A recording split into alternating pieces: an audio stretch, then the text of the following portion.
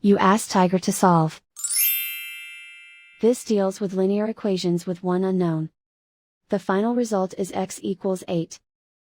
Let's solve it step by step. Simplify the expression. Group like terms. Simplify the arithmetic. Group all x terms on the left side of the equation. Subtract 4x from both sides. Group like terms. Simplify the arithmetic. Group like terms. Simplify the arithmetic. Group all constants on the right side of the equation. Subtract 9 from both sides.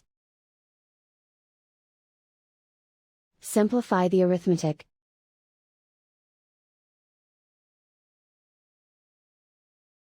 Convert the x into a positive number. Multiply both sides by -1.